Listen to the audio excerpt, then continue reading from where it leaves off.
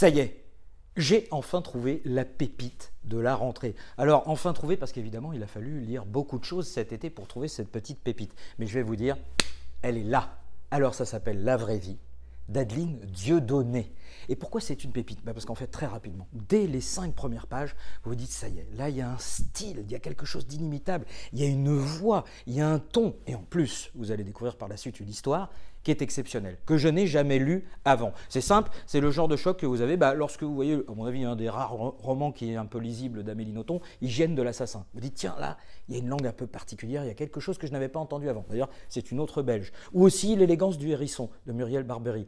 En rapport, vous allez voir, avec l'histoire. L'histoire, c'est quoi? C'est une héroïne qui vit dans un lotissement de ah oui, mais alors là, c'est le désespoir, c'est la pauvreté, tout est petit, tout est bas, tout est mesquin et tout est dangereux. Pourquoi? Eh bien parce qu'elle vit avec son père, sa mère et son frère. Son père est un chasseur. Alors évidemment, il a toutes les tares habituelles, caricaturales du chasseur. Il boit, il regarde la télé. Évidemment, sa femme, il la met sous une espèce de torpeur. Sa femme ne peut pas vivre à côté de lui. On dit, bon, ça c'est un peu caricatural, on l'a déjà vu. Mais là, pas du tout. Vous allez vous apercevoir qu'en fait, il y a 4 pièces dans leur maison. Il y a évidemment la chambre des enfants, il y a la chambre parentale, il y a le salon, et puis il y a la pièce des trophées. Dans la pièce des trophées, vous allez trouver un cerf, un daguerre, un sanglier, bécasse, enfin tout ce qu'on trouve d'habitude dans une pièce de chasseur. Mais en plus, il y a une hyène qui est naturalisée et qui, semble-t-il, suit tout le monde du regard. Cette hyène, elle va symboliser le mal profond qui ronge toute cette famille.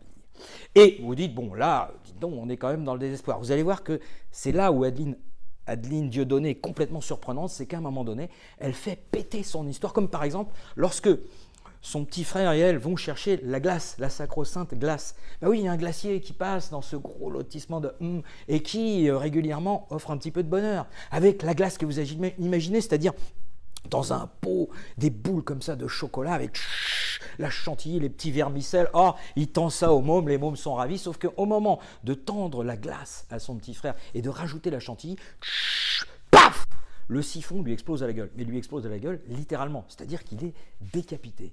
Et là, on plonge carrément dans du Stephen King.